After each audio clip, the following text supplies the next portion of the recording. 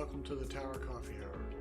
I'm your host, Preston Tyree, and tonight we're talking about the PIAC, or Mueller Commission meeting, that occurred on the 14th of May. There were three big deals on the agenda that night. The extension of the Master Development Agreement that's helped build Mueller, tower repairs, and the beautiful work around the parks at the Tower District, and finally the Browning Hangar disposition, which has raised a lot of interest in our community. So let's go see what they had to say. Good evening. This meeting of the Robert Mueller Municipal Airport Plan Implementation Advisory Commission is called to order at 6:08 p.m. on Tuesday, May 14, 2024. We're meeting at Austin Energy headquarters. Present online is Commissioner Rosinette. Present in person are Commissioners Clements, Riddell, Hilliard, Lukey, Breimer, Nider, Sokolik, Gravaniak, and Jones. The first item on our agenda is public communications, an opportunity for anyone to provide up to 3 minutes of testimony on any topic related to the Mueller development that is not on today's agenda, and no one is signed up for public communications today. The next item on our agenda is the approval of the minutes both from our regular April 9th meeting and the special call meeting on April 30th. Commissioners, as a reminder, you don't have to have been present at the meeting to vote, and we'll be voting on both sets of minutes in one motion. Has anyone identified any needed corrections on either set of minutes? Okay. Then hearing none, is there a motion to approve the April 9th and April 30th meeting minutes as presented? So moved. Is there a second? Second. Thank you. Those in favor of approving the last two meeting minutes as presented, please indicate by saying aye. Aye. Aye. Those opposed? The minutes are approved. The next item on our agenda is a discussion and action on a recommendation to approve an amendment to extend the term of the Mueller Master Development Agreement. And the Vice Chair has prepared the draft, and I'll ask him to briefly, it's not very long, but to briefly kind of review that recommendation, and then we'll open up the floor for discussion. Brevity was sort of the goal on this, so trying to get it down to one page. Basically, I think we're all aware of why the staff and Catalyst have both requested us to recommend to the council that the master developer agreement term be extended. We had some discussion, so the date at the end of this is December 31st of 2027. We can talk about that if you want to. It can end early without any penalties or any issues, so giving a little breathing room was the point of that. But otherwise, it's that there are a few essential projects and processes that will take longer to complete, including the sale of all the land under the terms of the MDA, more affordable housing units, 2 public parks and open spaces. One of those, I think, is the trail, and that goes beyond Mueller.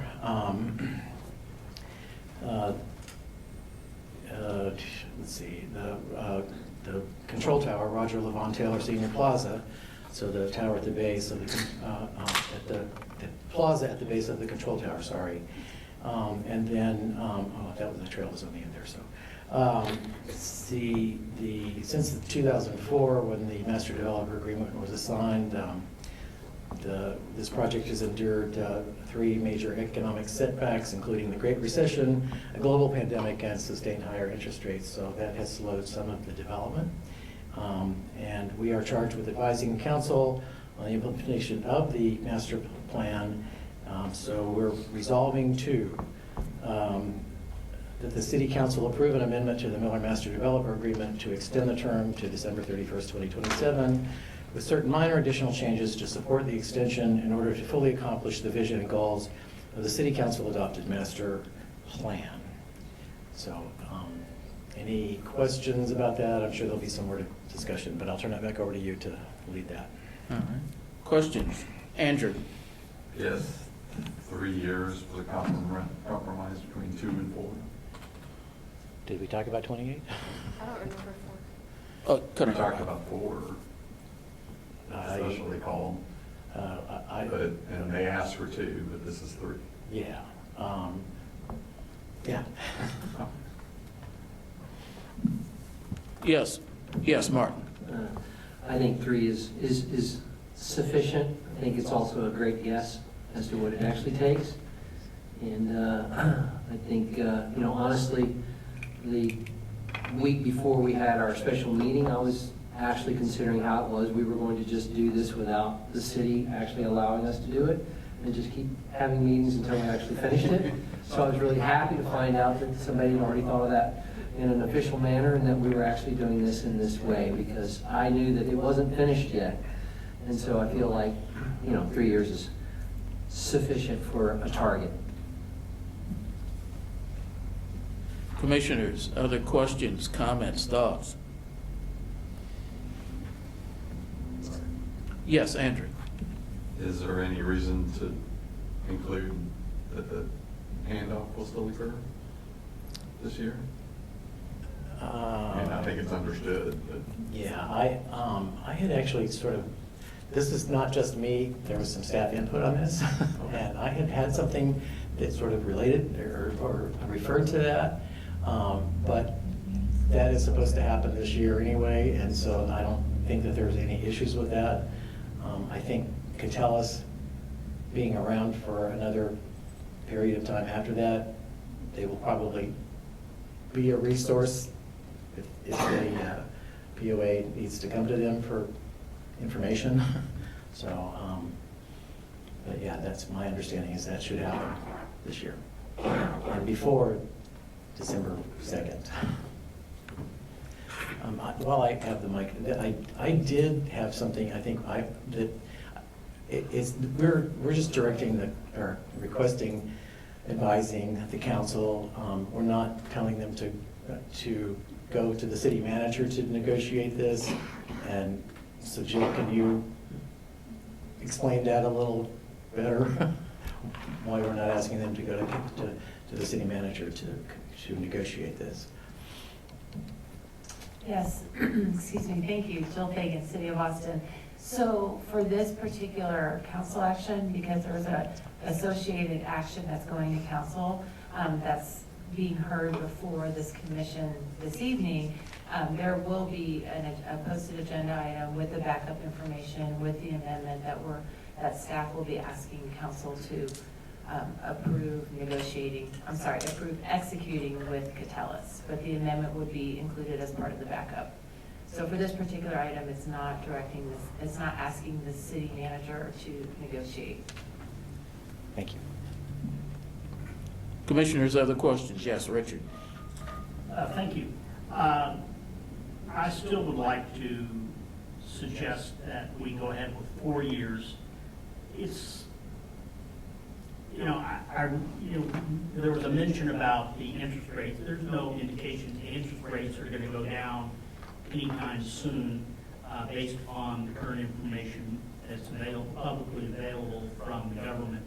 So we are looking at continued length of time of higher interest rates. And with the amount of time it takes to actually construct some of these buildings, that even if you want to contract out on this stuff within the next 6 months, by the time you draw up the architectural plans and hire contractors and all that other sort of fun stuff, this isn't going to be done within 3 years. And we'll just be back here, or our successors will be back here looking at this again for another 2-year thing. And so I would recommend that we go to 4 years as an administrative courtesy to our successors or to ourselves, just to avoid this in the future. That's one comment. The second one is, I'm looking at something that says minor additional changes. I'm just curious what that phrase means. That is kind of like this enormous gap that lets a lot of stuff happen that's undefined. So I would like to include what those limits, I'd like to include limits to what that means, because So I know what those are, but Pam or Jill can probably explain those better. It has kind of to do with how Phyllis has been paid and the takedown of land, because it was all designed for the big stuff early on, and we're beyond that now. And as far as going further, I will agree to that if we can be assured that when Catellis finishes, that this commission goes away. I think that's already set by city council by ordinance, that the commission is sunset when the project's finished. Is there any additional information on it? Yeah, I mean, Yes, thank you, Commissioner Weimer. What we had intended by that was the items that were discussed and presented at the special call meeting. We had the slide on that. We can pull it back up if you would like to see it again. We also can add wording potentially you all could add wording to the recommendation that says as explained, or as, trying to use the correct verbiage here, but as described or explained or presented at the special call meeting. Well, I would like to have the verbiage included in the resolution, since that's what's going to be forwarded to council to act upon.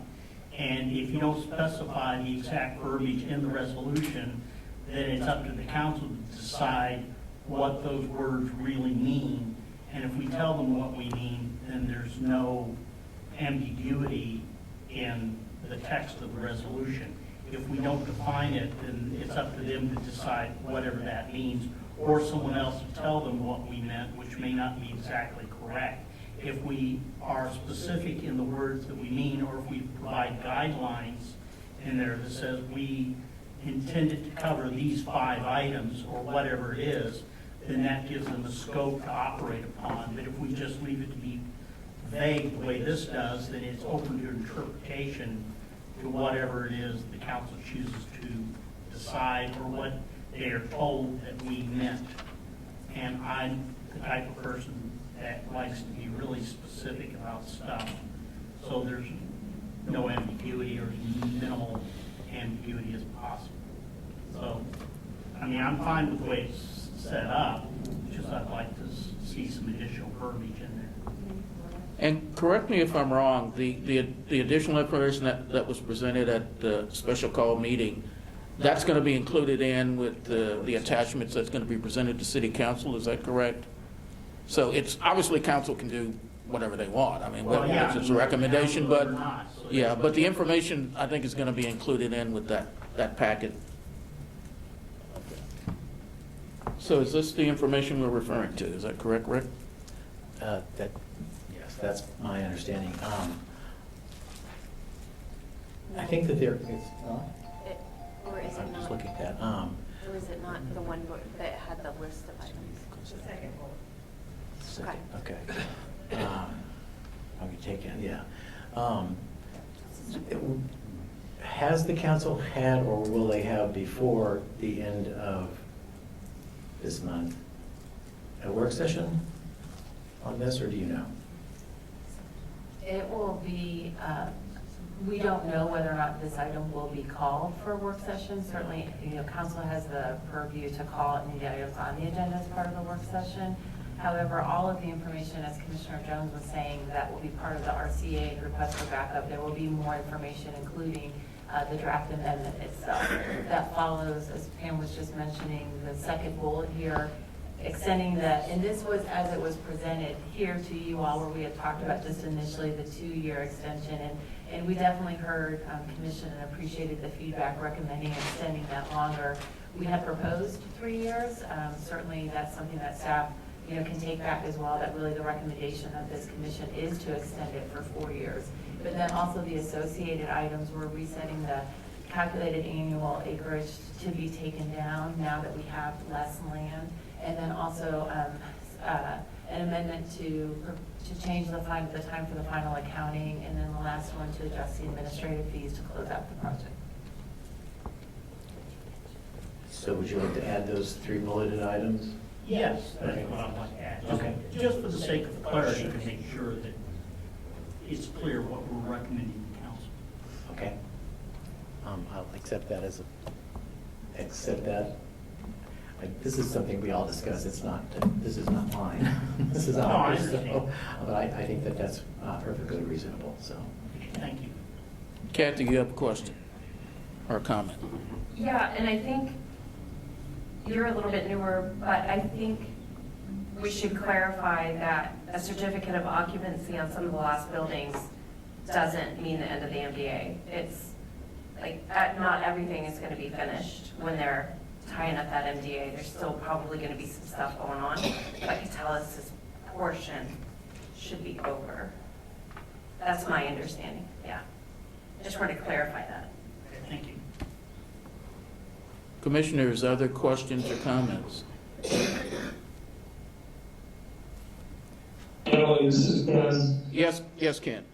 The only thing I would do if this slide is going to be given to them, I would adjust that date on the expiration date. Because right now it's saying 26. It should go to the 2027, correct? You're correct. Well, or a later date. Yes, the date needs to be corrected. Yes, Dave, you have a question. To be clear, this is our recommendation, that's staff's recommendation, so staff can still recommend whatever they want, so. Yep. Commissioners, other questions or comments?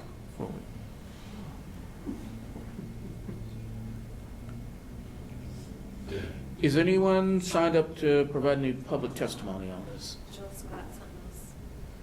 Oh, yes, Jill.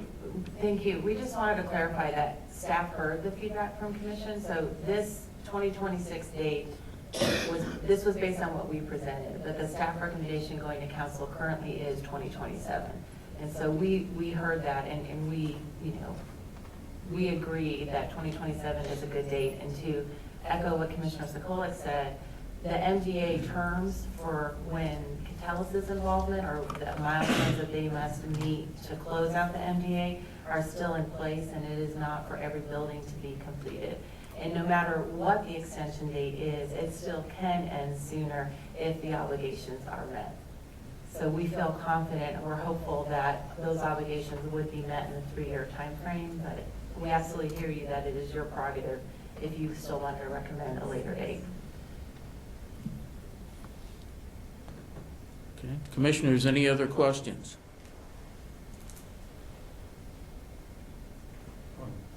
Yes, Andrew. The preparer, did we agree on 2028? Is that accepted? Again, if I have assurances that this commission goes through when Catalyst leaves or quits the project or whatever it is, yes.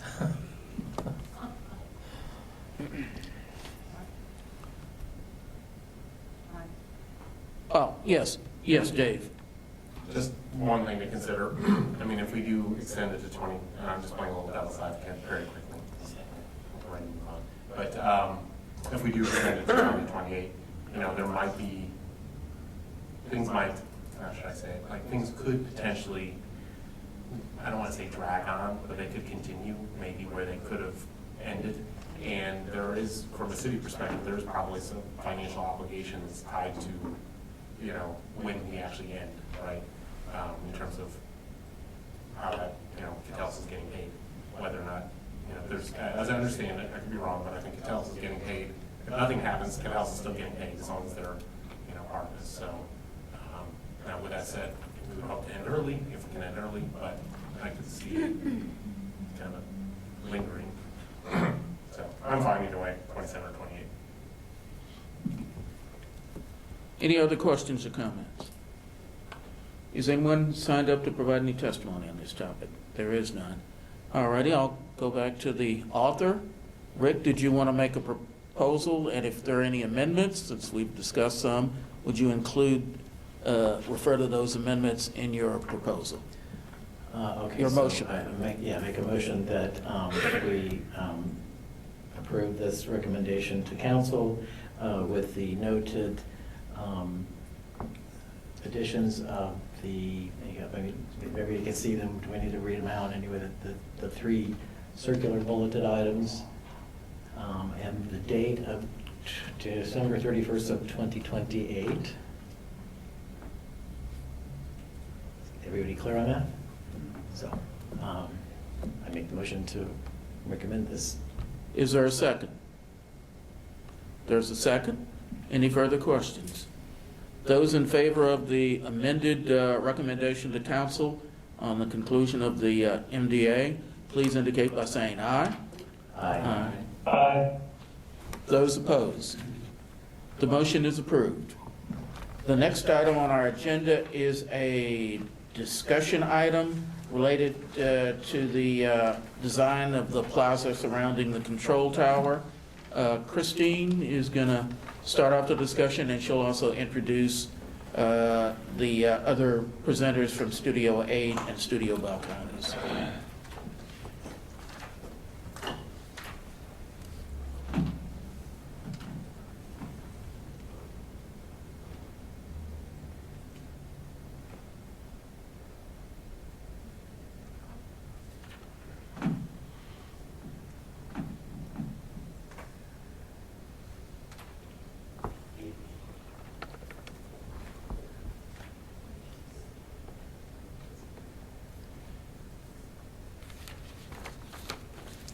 Sorry about that. It was saying I couldn't unmute and then I unmuted. Hi, everybody. I'm sorry I couldn't be there in person this evening, but yeah, I'm going to introduce a few slides for you.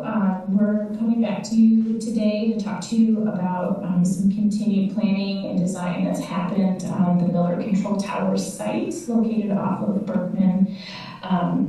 So to kick things off, I'm going to provide a quick recap of some of the efforts and work that we've done to date on the tower block. Paul Detka is here from Studio 8 Architects, and he's going to talk through some of the efforts that are going into stabilizing the control tower related to the interior and exterior rehab or refacing of the tower. And then we'll also have Ilse Frank, who will speak to y'all about some updates that have happened to the plaza since the last time we talked to you here at PIAC. So thank you for forwarding that slide to me. I hope I am not shady on this. I have not actually presented off of WebEx before, so I thank you for your patience and grace on this one. So, so we're going to talk a little bit about the control tower past work, some plans for the base of the tower, which was something that we listened to and heard from the community, some of the current repairs that are happening, and a recap on some of the identified and ongoing challenges that we have to making the building publicly accessible, some previous design plans that have been presented to the plaza and how those plans have been updated to where we are currently with the design, and then also a quick update on our anticipated schedule for delivering that block to the Mueller community. Next slide. So some of the past work, and you all have seen this before, but we want to refresh it because we've been coming back to you for the last 5 or 6 years on this particular project, and we know it's really important to the commission. So the structural support study was completed in 2006 by Studio 8 Architects, and the work was completed by Architectural Engineers Collaborative. In 2010, Cattell hired Zach Black Construction Company to refurbish some portions of the control tower based on that 2006 study. Fast forwarding, there was an economic reuse feasibility study that was completed in 2015. Kinney and Associates delivered that report on the potential reuse of the control tower. Some of the things that came out of that report were significant barriers related to health and safety of the building, including fire safety and egress concerns for the public to be able to access the building.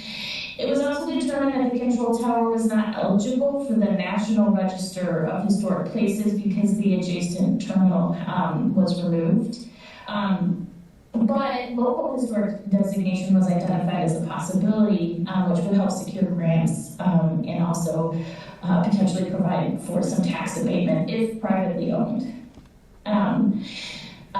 Moving forward ahead again, in 2018, the city of Austin, who currently owns the structure, commissioned Bear Engineering and Environmental Consulting to do a full asbestos and full lead paint report on the conditions within the tower. Both asbestos and lead paint were found in the building materials. It was not surprising. This is a very old building, and those materials were used frequently prior to the Clean Air Act of the 1970s. In 2018, the Mueller team, and when we refer to the Mueller team, we're talking about the partnership between the Cattells and the city, moved forward with the historic designation, and we received a historical marker from the state. And then in 2020, Tyree and I've studio, the master planners for the entire development, developed specific design guidelines just for the tower block. And they looked specifically at views to the tower and protecting those views from Berkman and John Gaines Park, as well as coordinating proposed uses within the block. Next slide.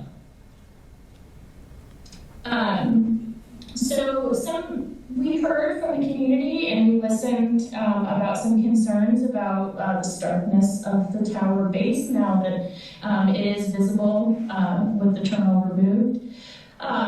So in 2021, this came up at the online community meeting, and some attendees did express a desire to treat the tower base with some sort of artwork, potentially a mural. At that meeting, we did make it clear that the building is now under historic designation, so we could explore those possibilities, but any final decisions would be the result of the historic landmark staff and the historic commission. So we did go back and we met with the city's historic landmark preservation staff, and we received some guidance related to the tower base. One of them is that the treatment of the actual tower base, like affixing something or painting something other than something that would reduce maintenance costs, like a graffiti spray or something like that, would not be in line with the historic designation, unfortunately. And if we were to provide some other treatment to the base, it would need to be offset from the building so as not to affect the integrity of the structure in the future. This included vegetation. There was a lot of concern that if vegetation were too close to the base, it could cause mold or other discoloring of the concrete. So that was also a direction that they provided to us, that it needed to have a significant offset from the tower base. So we did go back and revisited the plans, and we followed staff's guidance to avoid directly treating the base or affixing or screening something to the base. And so the decision was made to honor the building as a landmark, but we did hear y'all, and we wanted to make it a usable plaza, a functioning plaza, and a plaza that folks want to visit. So we did look at softening the area around the tower base with flexible seating areas and landscaping that, as the vegetation matures over time, will provide some light screening and also some shading for the space. And Ilsa and her team worked really hard navigating the design of these spaces, and she's going to speak to that later. And wanted to underscore too that the plaza design does not interfere with future efforts to make the control tower interior accessible to the public. In fact, these updates that Ilsa is going to share with you, maintenance and operations for forefront included. So that also includes looking specifically around the base of the tower to make sure that we had sufficient clearance. Next slide. So I'm gonna turn it over to Studio 8 to you now, and then Ilsa will come up after call. Thank you.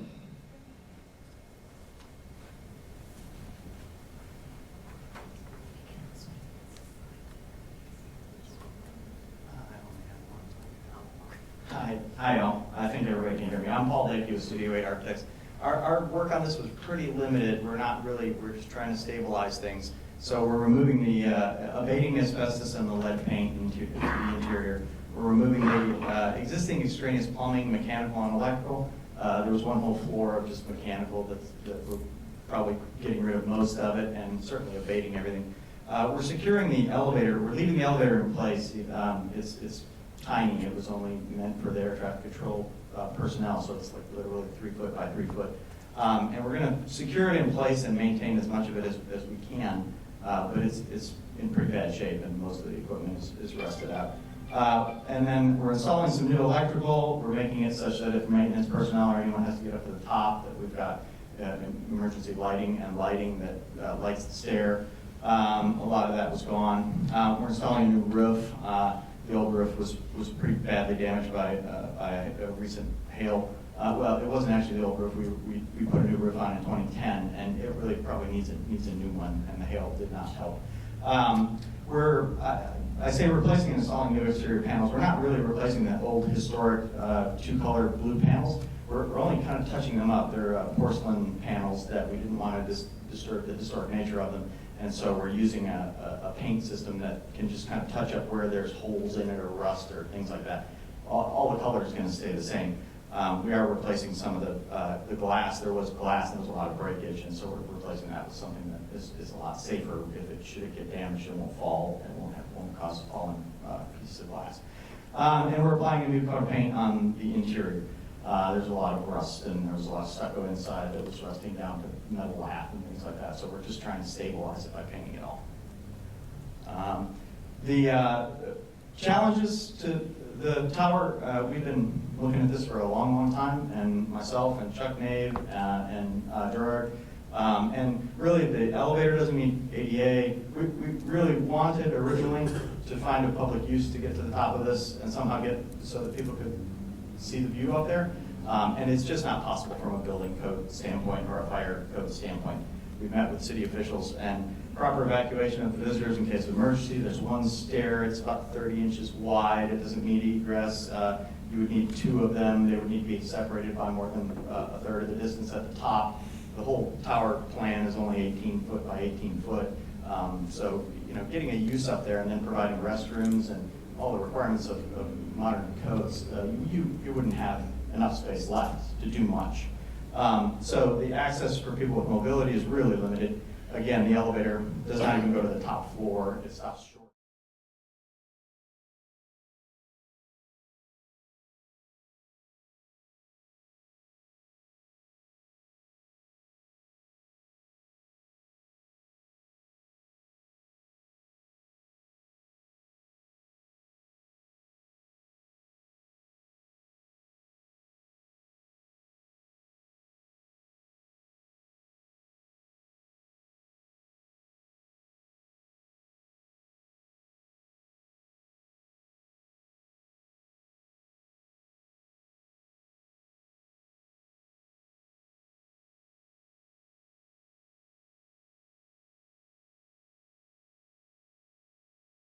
Notes are being taken. And next, Rick, you have a question, and then Andrew.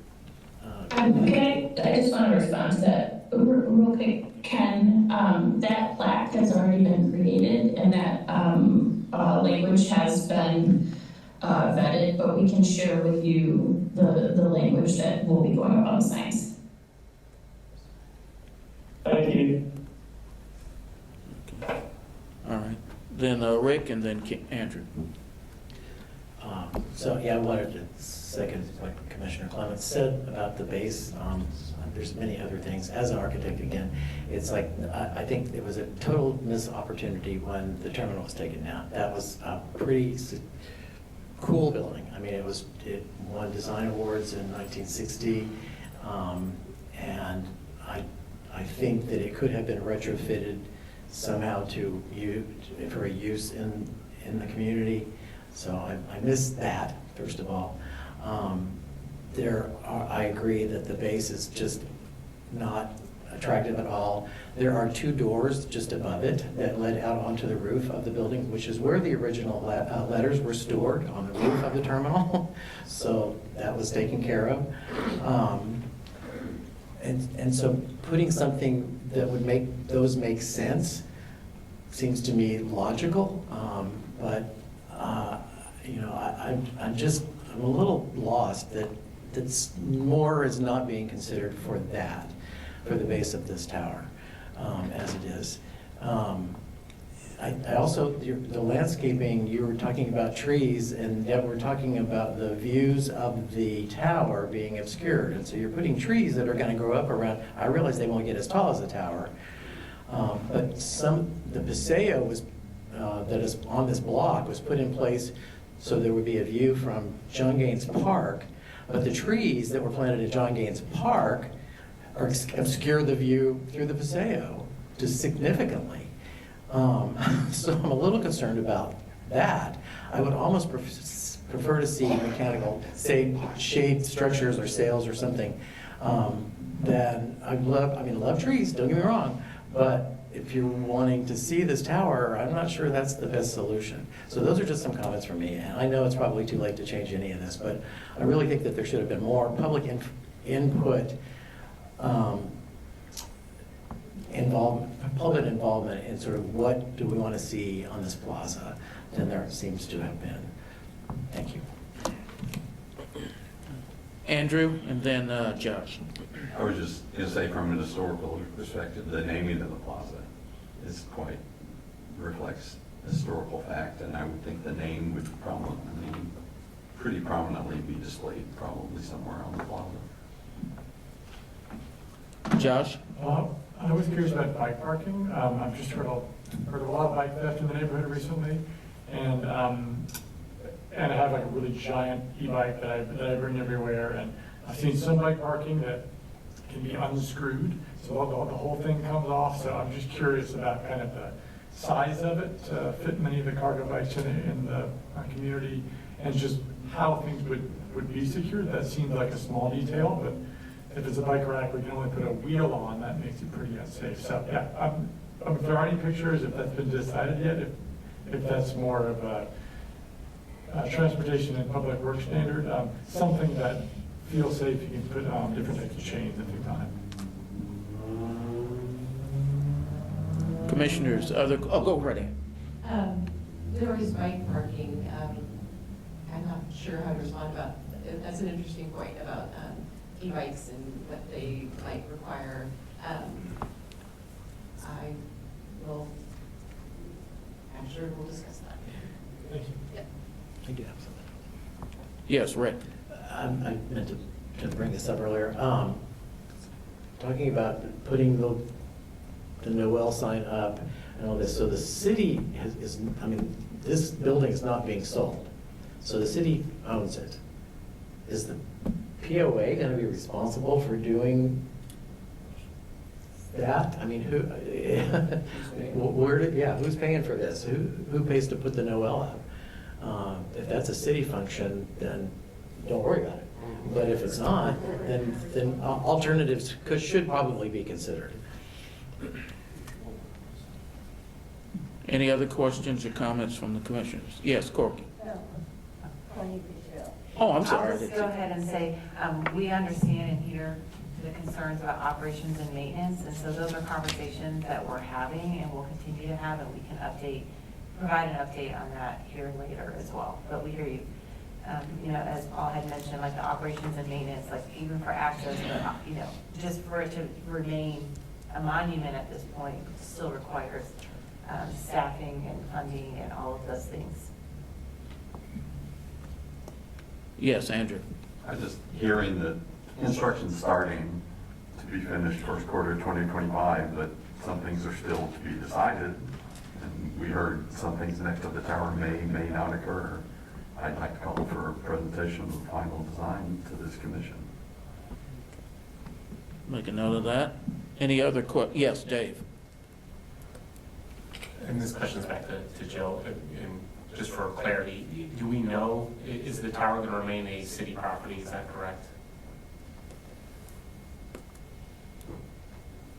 At this time, at this moment, that is the plan. However, there still could be other options or alternatives. And so I know that Catellus and the city team have tried to explore alternatives, perhaps finding, a nonprofit or some other outside entity to help support this function and use.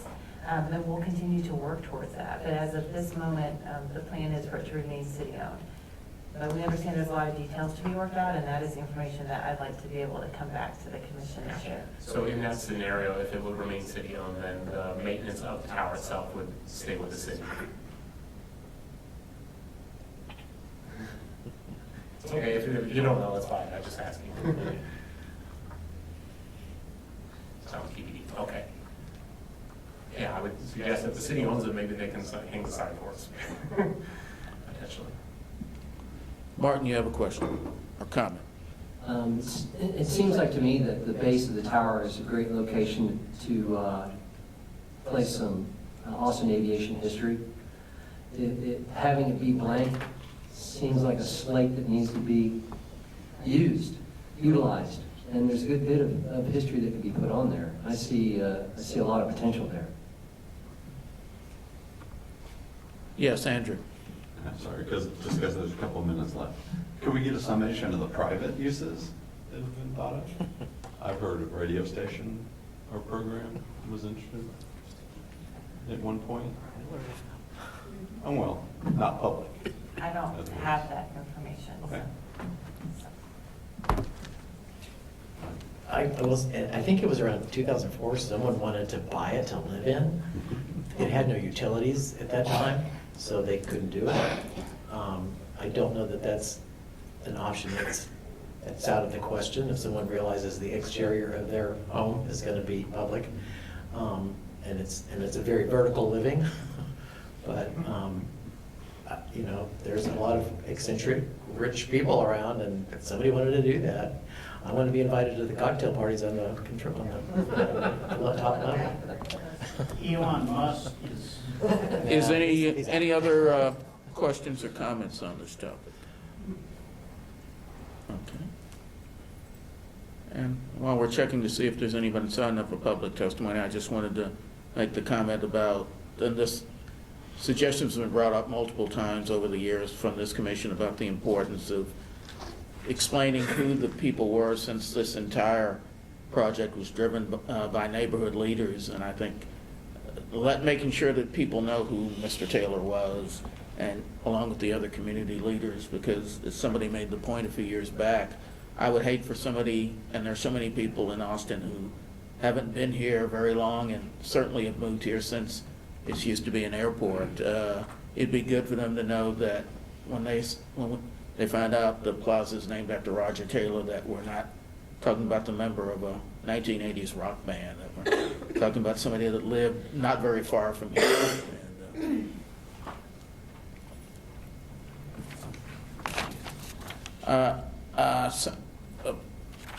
We'll have some public testimony now from Ani Colt. Ani?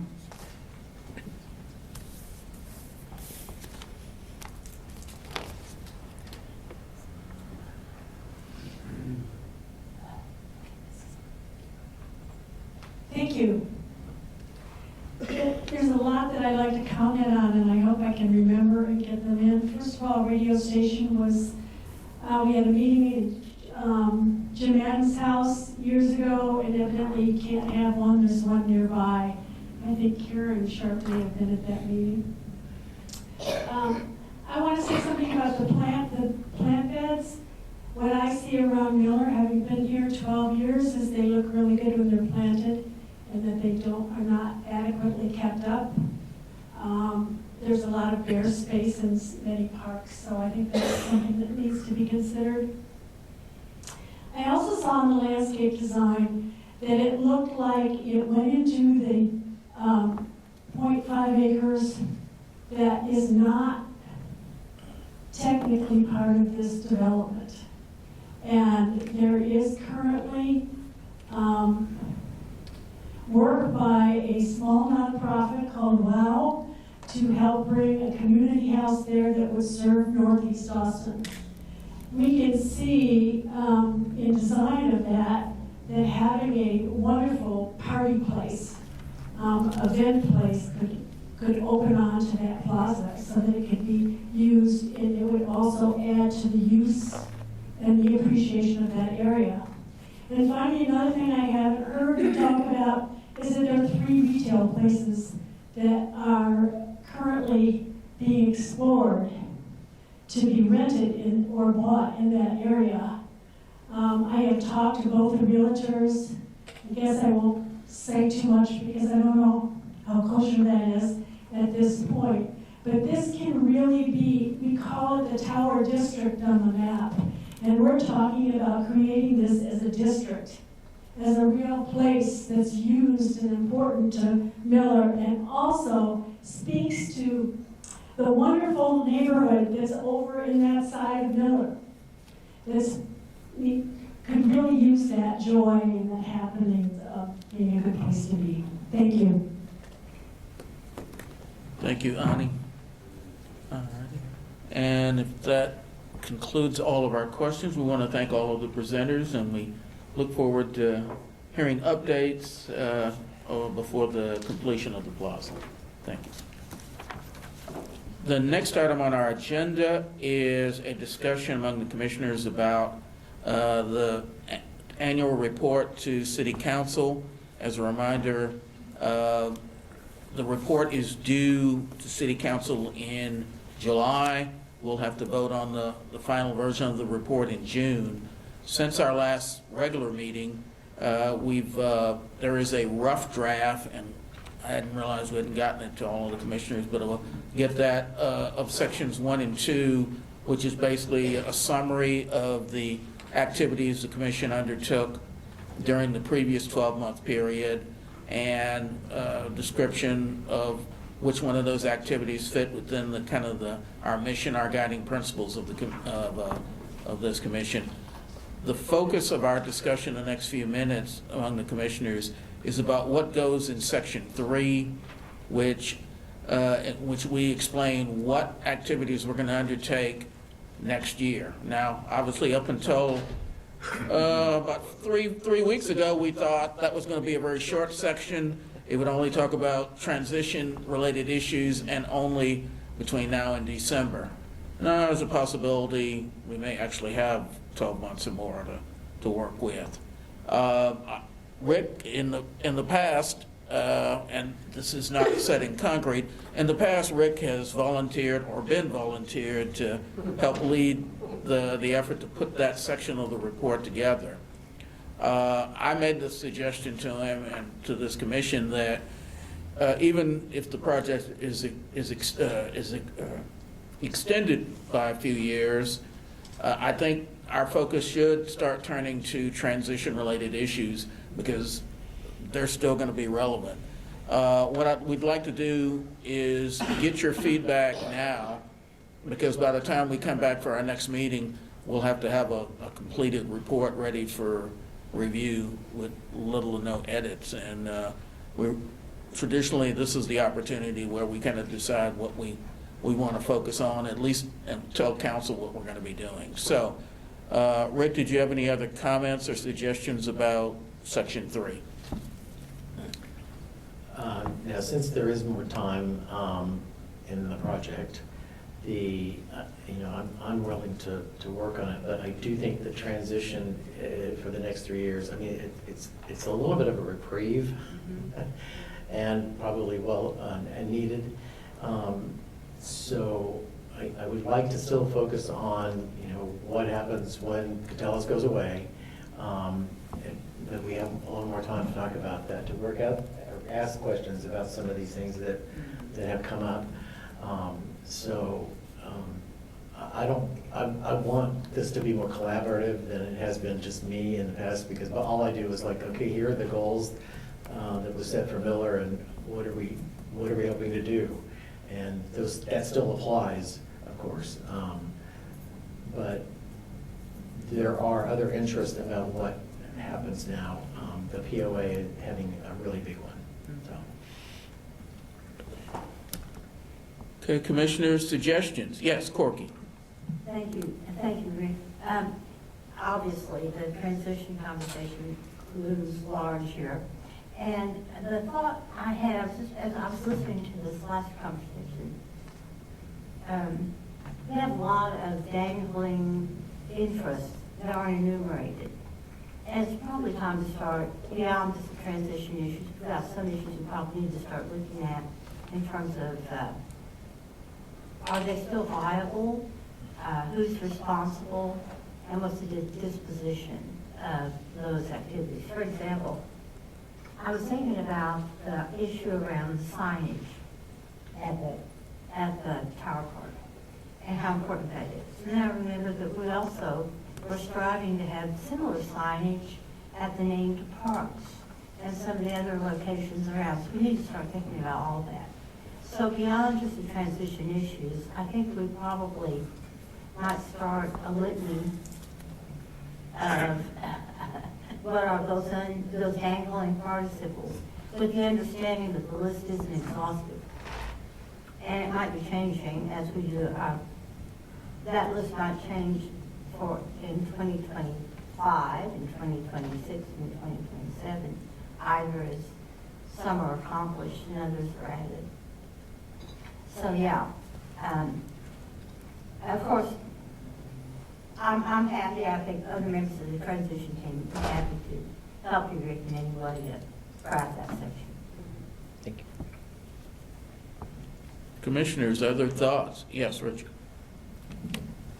Recognizing I'm new to the party, it seems to me that we are playing over a brief period of time to transition out of the business of doing this sort of thing, and the POA is going to be taking charge of it. Shouldn't we be developing a plan for the transition and issues, you know, kind of like a schedule that says, okay, we're going to hand this off to the POA in this period of time, or we're going to have discussions with, or I don't know what it's going to look like, but it seems to me that if this commission is going to evaporate at some time in the future, and the POA is going to step up and take overall responsibility for much of this work, that we need to have a plan by which we have a smooth transition over to the POA.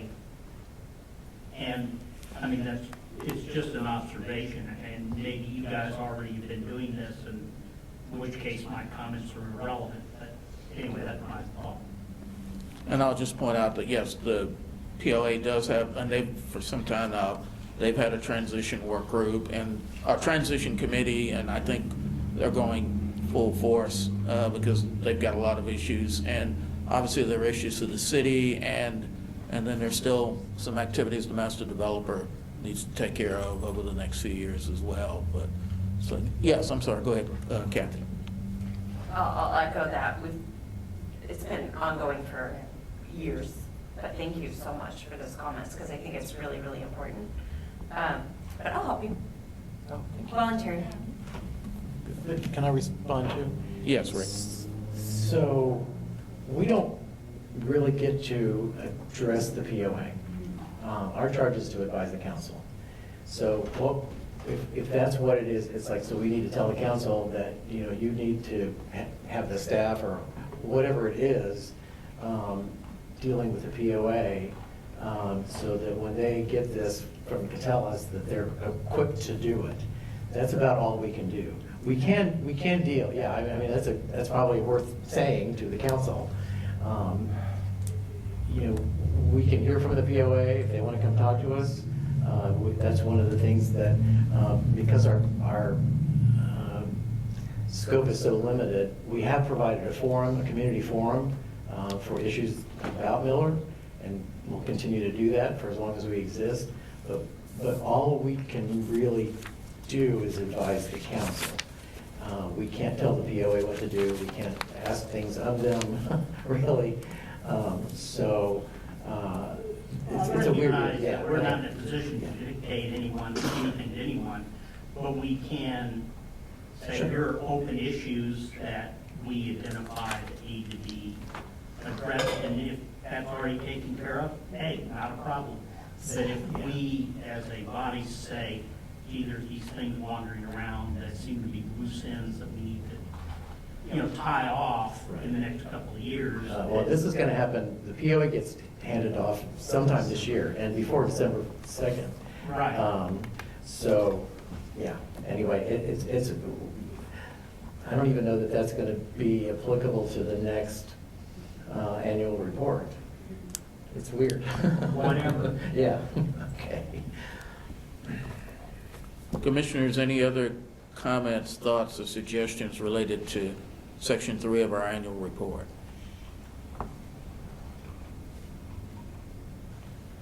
Well, yes, go ahead, Josh.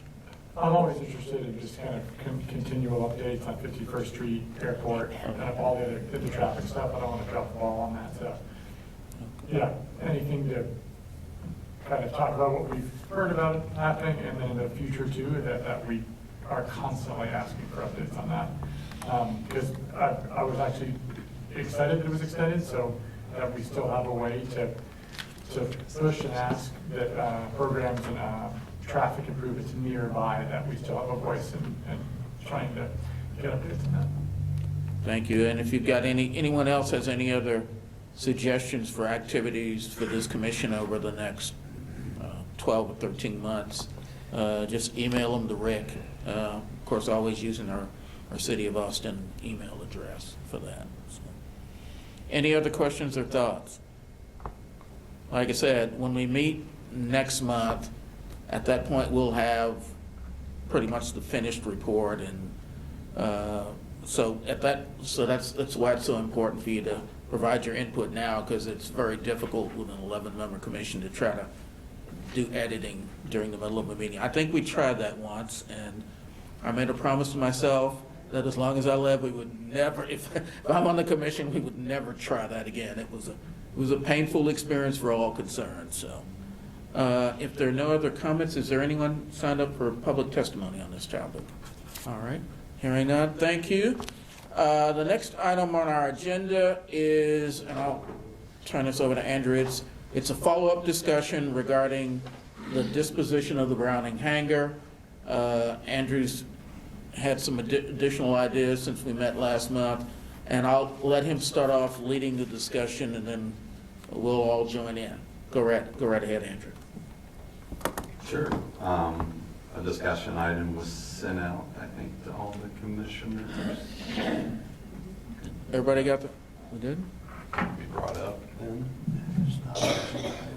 Good evening, this is Kate Clark with City Austin. I had included Andrew's backup in my email on Friday to all of you. Okay. So yes, we can discuss. Could be brought up so everybody can see it. Do we have it available to display?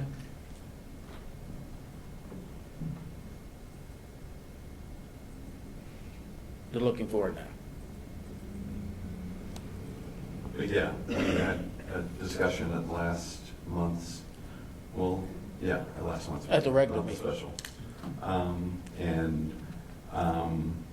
Originally came up with a resolution. I think it's better to keep it a discussion item at this point and have the whole commission agree on if there's anything, recommendations we want to make to city council. The therefore is probably the important part, because it is what is suggested, the 3 bullet points after the therefore. Can you make that bigger, please? I was trying. Do you want to have the whole thing on, or do you I want think to just therefore on it, because that's the actual proposal. So I will say, I think with discussions, I think with Rick, that I think the main concern is keeping public access to the hangar, and that being a predominant interest of the community. And the 3 things that I talk about is actually deed restricting that there will be a public access to the hangar facility. I thought it would be worth exploring leasing rather than selling it, and not risking the failure of a private entity, and that would offer the advantage of perhaps generating revenue for the long-term upkeep, and also the possibility of the city offers concessions in our parks, and consider a concession to an entity that would occupy it. Another thing that's been discussed is perhaps the easiest thing, that wouldn't be an MDA revision or amendment, would be we have parks that have public access easements that guarantee public access to our parks.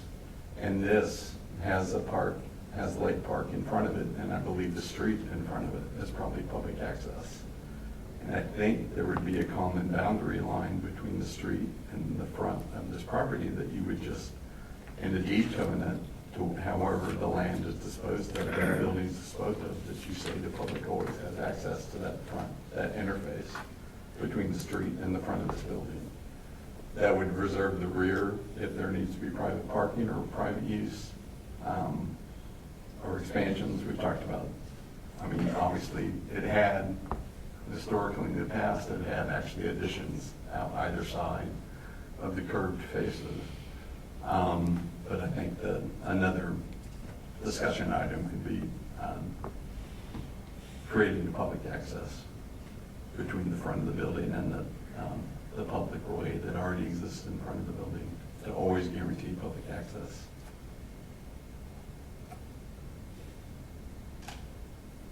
And I think we could discuss it, and I'm willing at one point to consider suggesting to City Council that these kind of items be considered permanent public access, somehow conveyed as a covenant with the property. Okay. Andrew's put together a document to help, it's a draft document, obviously, to help kind of drive the discussion and looking at options. So, commissioners, your thoughts? Yes, Richard. I'd be supportive of that, that plan. I mean, subsequent to whatever the details are. But generally speaking, I think that's a good idea to preserve the hangar. I used to be a pilot, flew out of here, and I did flight instruction out of here many years ago. So, and I knew, I flew out of Browning, so I'm familiar with it. And so I have an interest in seeing it preserved. That's kind of personal. It has nothing to do with its viability as a permanent structure or park or anything like that. I just have a personal interest in it. So yeah, I'd be interested in exploring retaining it for some sort of permanent public use as opposed to having it demolished. That's not going to happen. Well, right, but as opposed to other things that might be less optimal. Corky. I've always been interested in this iconic facility as the welcoming point to Mueller, which we've been proven over the years that that's exactly what it is. It was the first point of contact for many people who came to the parks before we even had residences out here. And with the addition of the food trucks and hospitality in the area, brought many people to Mueller, when there's still a lot of questions in the broader community about the viability of Mueller and the civic need for Mueller and the community spirit. Even though it was well planned for all that, there was still a lot of chit-chat in the area about that. So I'm really interested in finding a way to have it more available to the broader public. And I do worry about a commercial property that might be not being successful. I don't know what I mean by that. I'm not even sure about what's being considered as a commercial property. But that space is very critical to the image that's created in the larger community about Mueller and what it represents. And I think we shouldn't underestimate the impact of what we do there. Yes, Dave. Part of me likes the idea. I have some concerns about sort of what happens if a private entity owns it and then fails, and then the recourse there. And maybe there are levers and tools that the city has to help ensure that that's not an issue. But that is something that, in my mind, that I remember thinking, I want to make sure that whoever it is a good steward. And so this could potentially, like a leasing agreement or something like that could help to, well, I guess it basically sticks the city with being the steward at that point.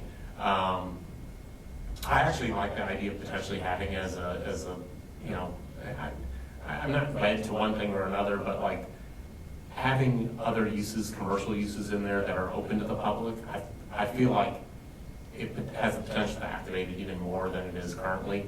I know, there are a lot of groups that use it, but I mean, I walk around there a lot, and most of the time it's empty.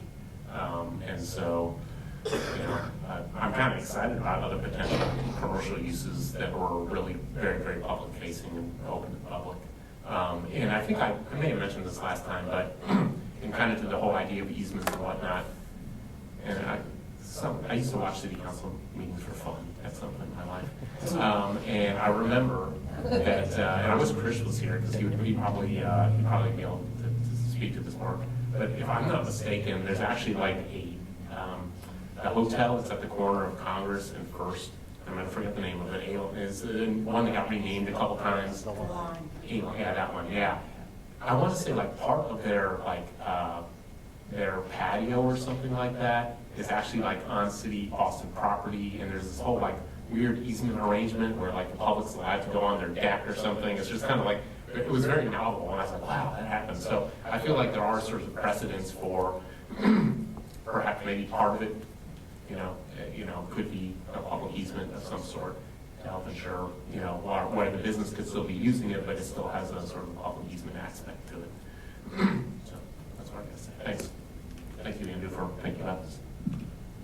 Martin. I keep thinking about Barton Springs and how we own it, we use it, but there are entities which are providing services there. And I think that, you know, as far as an image goes for this part of town, that's besides the control tower, that's it. And I feel the same way that you do, Richard, about the aviation aspect of it, because our very first air ambulance office was next door to that building, and every time I look at that, I think about how neat that was to have that there, because it was such a historic. If you've been to any airport in America, there aren't any of those hangars around. You don't see them. They practically don't exist anywhere. So it's a quite unique building, and for it to continue to be used when the airport was open was unique in and of itself. And so I really like the idea of continuing that and not changing it. And I get the feeling that the only way we're going to keep that is to control it by continuing to own it. But I'm assuming that there's some kind of deal already within the MDA that Catellus has the right to do that. So maybe we're just whistling Dixie right now. Commissioner, yes, Rick. I'll take a stab at this. You know, I am open to the idea of us having an action item. This is not going to be something, the city's clerk's office has changed a lot about how we're to interact with the council lately, it feels like. But we can send them a letter, a memo, something along those lines, suggesting to do something about the hangar that's not what is currently in the works. Mr. Brown, I assume you're here who wrote this? Okay, so you guys have been so polite and nice and kind and sweet and all of those things coming here and talking to us. You should have probably been going to the city council, because as you said in here, we don't really have the wherewithal to do this. If you go talk to city council and start getting it on them, that's going to get a lot more attention to them than anything that we send them. So, you know, start lobbying the council if you want something to change here, because it's ultimately up to them. What we can do is pretty limited. So I just wanted to say that, I mean, I'm willing for this body to take a vote at some point and, do something if we want to do it to the council, but I think that's probably a better way to get some action. And I'm not sure that that can even happen, because I don't know where, we aren't privy to the dealings that go on between Catalyst and private entities as they deal with the land disposition at Mueller. And I'll just throw it in, we all have, I guess, little ties to the hangar. Mine isn't directly at the hangar, but I was sitting there looking at it 40 years ago when I came out to a friend.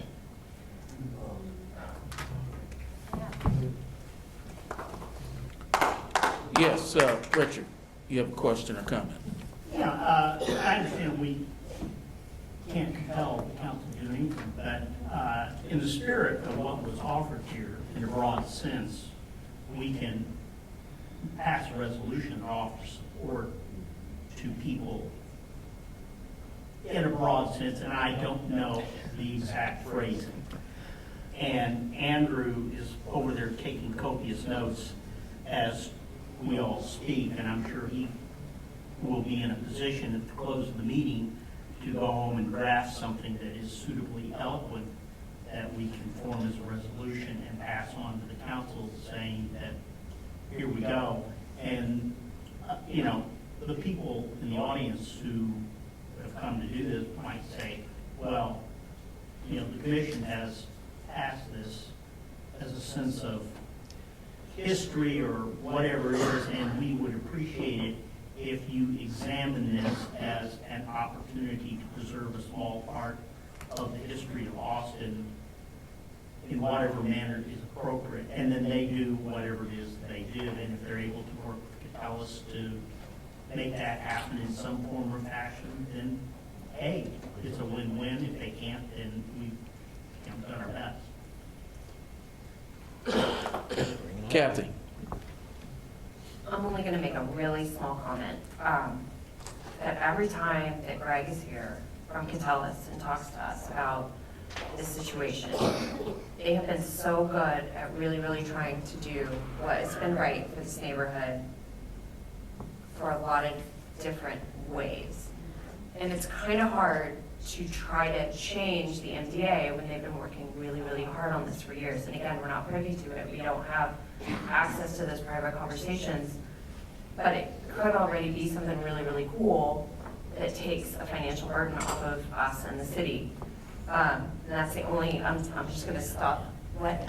No, you're right. So I'm going to stop there and say that I don't think that there's anything nefarious coming from Catalyst with this hangar. They're not trying to shut it down and say nobody can ever touch it or use it or see it, or we're going to cover it in an invisibility cloak or something. Like, I think that they're trying really, really hard to find the right partners.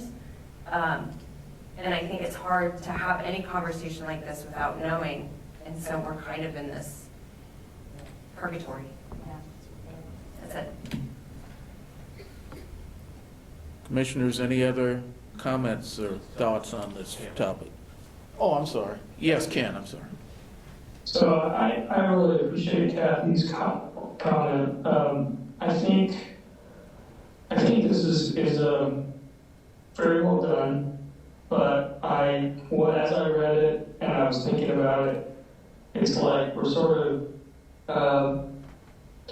we're not allowing Catalyst really to do what they've been asked to do in the MDA.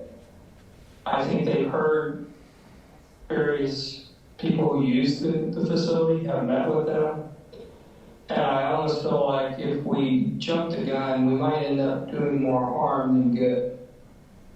I don't know if this can be written in a way that allows Catalyst to pursue those options, and if they can't bring it about, then maybe some form of a resolution like this needs to be drafted.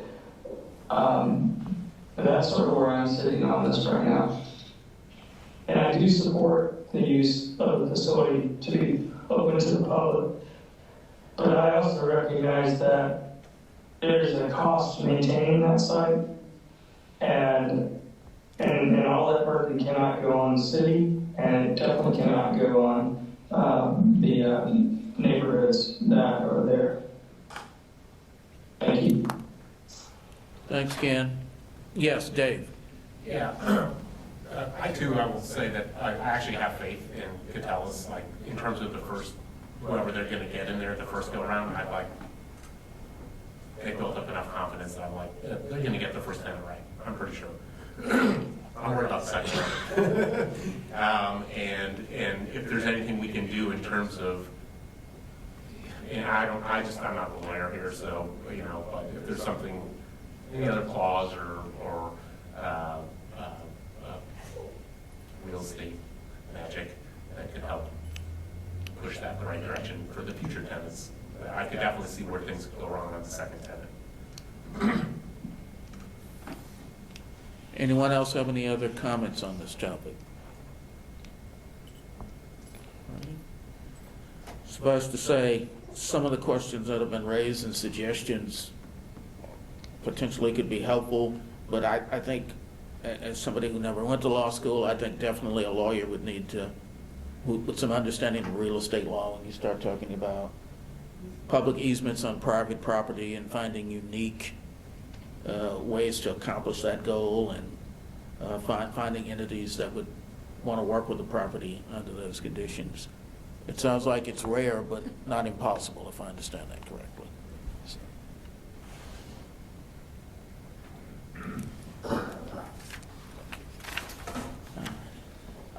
Jeffrey Brown will provide 3 minutes of testimony on this topic.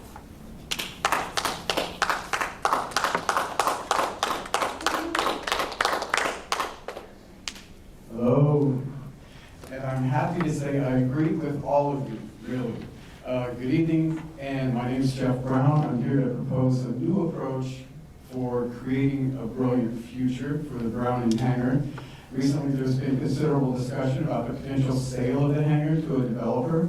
While many of us advocate for its preservation as a public facility, however, it's becoming increasingly clear that simply voicing our concerns in 3-minute speeches at the Commission will not lead to any meaningful change. The fact is, the Commission, while well-intentioned, is not adequately equipped to address all the complex issues surrounding the hangar's future. So what's the solution? Given the likely extension of the Master Development Agreement, I propose that this Commission recommend to the City Council the formation of a dedicated Browning Hangar Development Committee.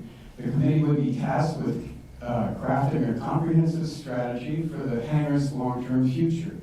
Why is this beneficial for everyone?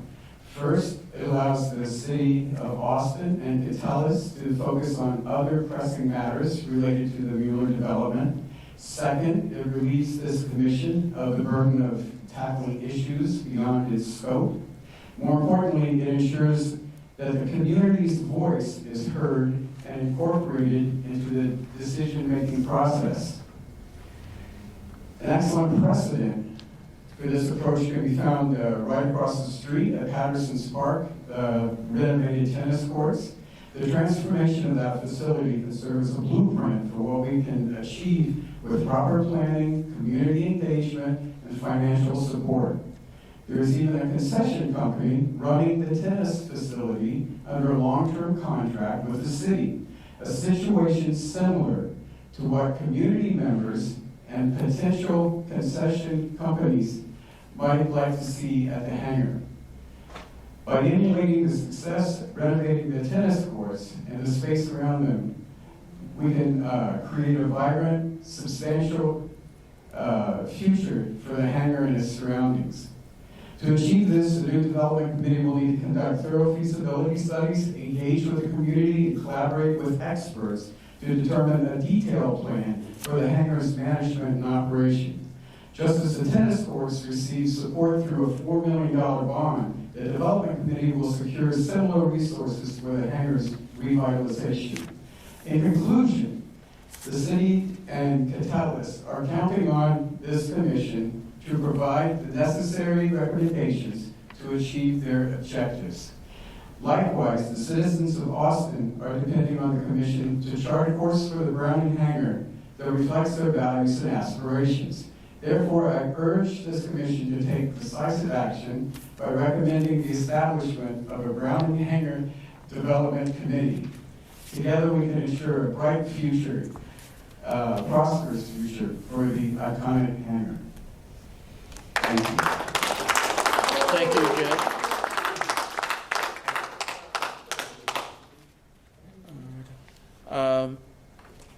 That concludes this agenda item. I have a feeling the topic's probably going to come back up in future meetings. Just don't know exactly when and how. So, next item on the agenda is a brief verbal update from our transition work group. Corky? Thank you. Excuse me, I'm under a cloud here. The transition committee continued to meet through the past month, and we've achieved our current agenda input. And we need to regroup now after tonight and talk about what our really next steps are and what the time does to our reporting cycle. So we're seeking some input from leadership here as well as from the committee. And so I'll probably be in a better place in a month to give you a more detailed report, other than to say that the last month we had a very hopeful meeting with the Mueller Foundation, with the Mueller Foundation, about some ways that the leadership of the foundation and the POA could be helpful and important in the future of the affordable housing program. And it was a very, very good meeting. I was very happy for that. Very lively. And so as we continue to try to find those opportunities for new relationships and new structures to address some of the problems that we're identifying or the issues that need to be resolved, I think for the ones that we've looked at so far, we've been producing good suggestions that have come forward. Is that square with everybody here from the committee? Kathy? I'm sorry, that's on my role. No, go right ahead. You did that very well. I wanted to make one addition that we're still digging around and stuff. We're really trying to get something put together so that we can start addressing it. Just because we're extended doesn't mean that we should drag this out. We need to wrap all this up. And I think any questions we have, we could probably go to city staff or could tell us and ask some more questions. Yeah. I have a few more questions about, Ken brought this up last time at the April 30th meeting, and indexing of assets, and that's something that I would like to also bring up in the transition. It's just a little bit more about the public assets. Mm-hmm. So I'm going to be annoying about that, and I'm just putting that out there right now. Annoying's good. Thanks, Corey. And we also have one of our members, Chris, working on hopefully a substantive comment on the infrastructure issues, which has taken a while to kind of dig through. So we're closing in on a format, but we still have some, we're still collecting information. Any other questions for the work group? And I would also, you were talking about extended.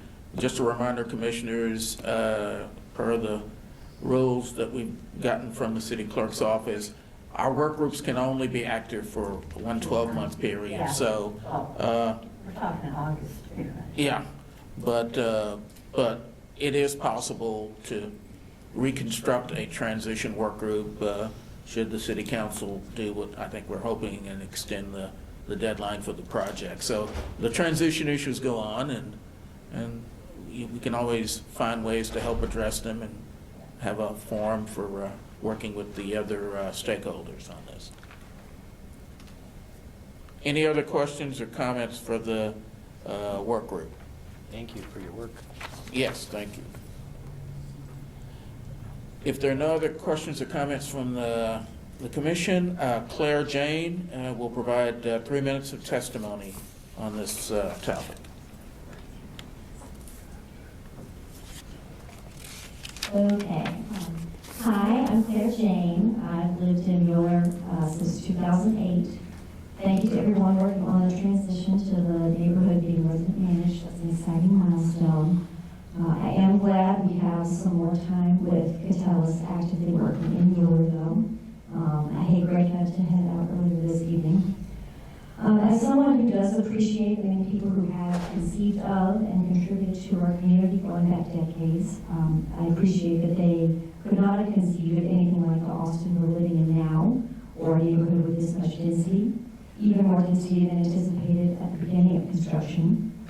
I want to make sure that the roads left behind when Catalyst does finish and hand everything over to the neighborhood and the city are safe for the mixed-use purposes they were intended for. At present, they are not. My 9-year-old, now 10, was hit by a car in the trail crosswalk at Zach Scott in February.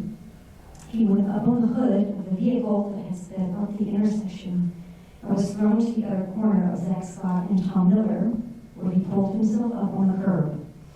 We're just now getting to the point where we can talk about this. My daughter over there was there for this accident. She's about to turn 8. When she was just a few months old in September of 2016, our 9-year-old neighbor was hit crossing the street nearly in front of our house on Antone. So there's the physical representation of the amount of time that has passed since Ben Sears was hit on Antone when he was a 4th grader at Maplewood like my son. Literally, nothing's been done to mitigate the speeding that continues on Antone Street. It's a straight shot between the airport and Berkman. We actually clocked the school buses speeding down the street with radar between their stops at the Wedge and Dracula and Antone. Cherrywood, Winter Park, Hyde Park, all these other neighborhoods are continuing to add speed bumps and stop signs to their speed mitigation infrastructure. I stopped in Hyde Park today where they installed speed bumps a month ago. And a resident out on walk said they have helped with speeding so much already. Austin's relationship with traffic has changed over the course of Mueller's development. Mueller is a destination. We're a city within a city, like we've been working towards this whole time. I want to make sure that at minimum, more stop signs and speed bumps are added to our roads to mitigate speeding. I know Zach Scott and the trail intersection where my son was hit is a work in progress, but there's a long punch list for Catalyst to work on in streets before this transition is complete. Thank you. Claire, thank you very much for your testimony and the issues serious issues you've raised.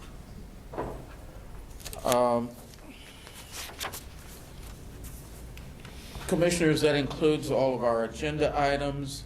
Obviously, at next month's meeting, we'll spend at least part of the time reviewing and finalizing the annual report to City Council.